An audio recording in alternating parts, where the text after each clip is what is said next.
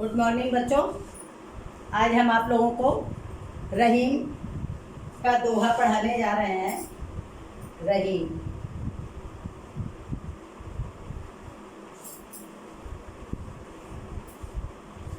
इनकी रचना है, दोहा से है। ये रहीम दास जी नीति और भक्ति के सुंदर दोहा लिखने वाले थे। ये अकबर के संरक्षक बैरम खां के पुत्र थे, लेकिन इन्होंने जो है अत्यधिक सुंदर ढंग से नीति और भक्ति की दोहा लिखा है। इनका जन्म सन 1556 ईस्वी में हुआ था। कहा जाता है कि ये बहुत ज़्यादा दयालु थे और इनकी दयालुता से जहांगीर जो है वो अत्यधिक क्रोधित हुआ और कहा जाता है कि उसने इनकी सारी संपत्ति जब्त कर दी। तो इन्होंने दोहा में लिखा है, ये बहुत सुंदर रचना है।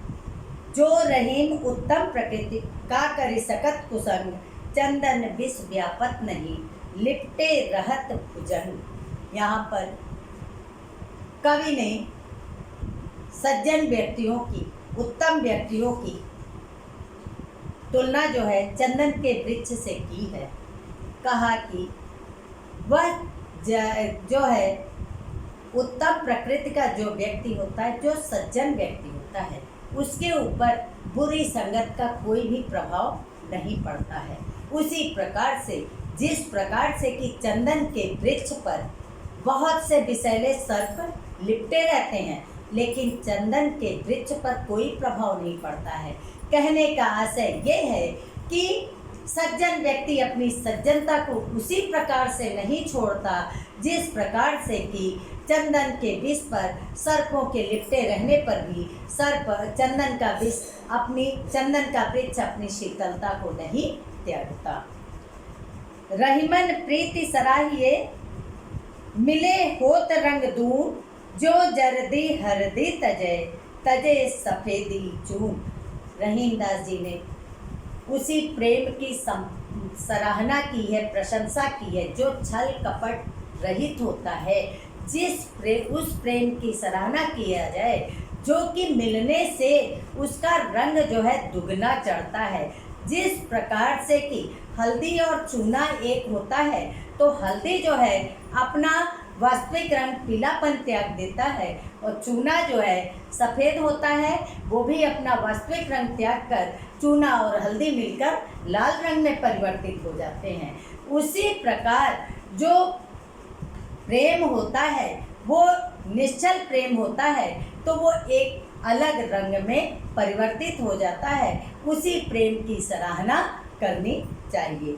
टूटे सुजन मनाइए, जो टूटे 100 बार, रहीमन फिर पोइए, टूटे मुक्ताहार। रहीम दास जी कहते हैं, अगर सज्जन व्यक्ति वास्तव में रूठ जाए तो उसको 100 बार मना लेना चाहिए, क्योंकि इसी में आपकी भलाई है, इसी में ही आपका कल्याण है। जिस प्रकार से कि मोतियों की माला टूट जाती है तो 100 बार उसको बना लिया जाता है, बो लिया जाता है, उसी प्रकार सज्जन व्यक्ति को भी बार बार मना लेना चाहिए।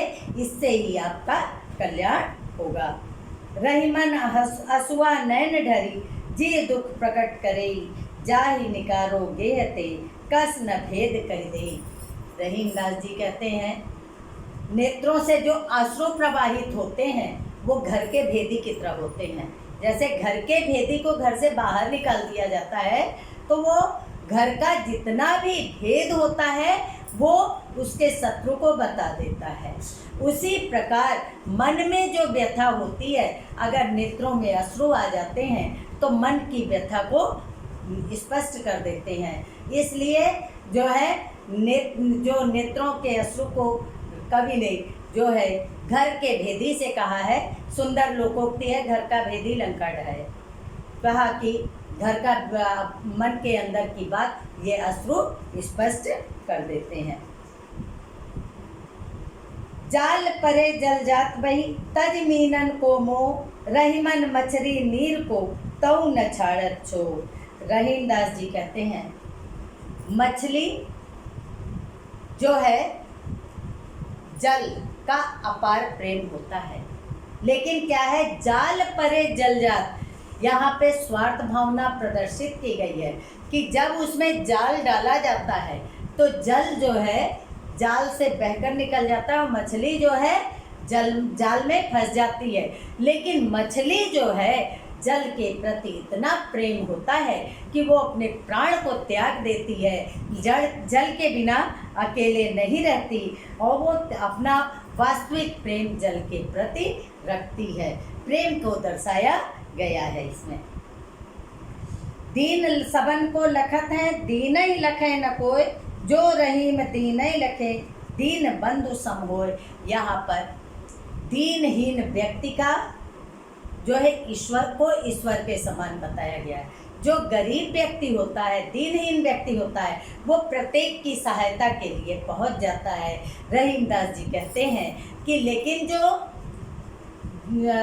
धनवान व्यक्ति होते हैं वो दीनहीन की सहायता नहीं करते हैं। रहीमदास जी कहते हैं वास्तव में जो दीनहीन की, जो असहाय व्यक्ति की सहायता करता है, वास्तव में वो उसको दीन बंधु अर्थात ईश्वर के समान प्रतीत होता है। बच्चों आज इतना ही पढ़ा रहे हैं, इसकी व्याख्या लिखकर भेज दीजिएगा और कल अपना अटेंडेंस भी मेरे नंबर पे सेंड कर दीजिएगा। इसका काव्य सौंदर्य बच्चों आप 9th क्लास के हो, ध्यान से समझ लीजिए। काव्य सौंदर्य भी लिखना होता है, 2 नंबर का होता है ये काव्य सौंदर्य। यहाँ पर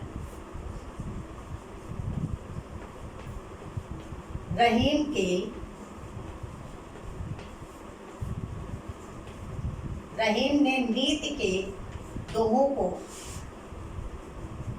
नीति के दोहों के माध्यम से शिक्षा दी है।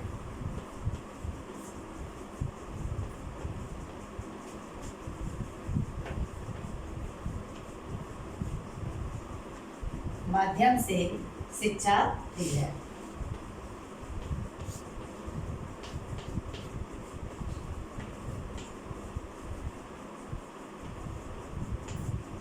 भाषा ब्रज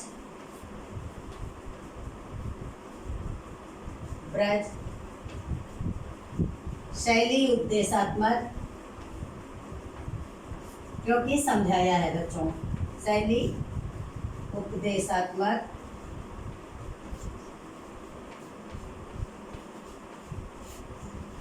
रस शांत,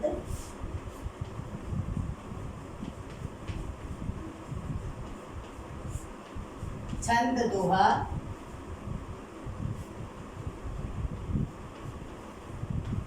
छंद दोहा। ये बच्चों आप लोग लिखकर हमको दिखा दीजिएगा। Thank you.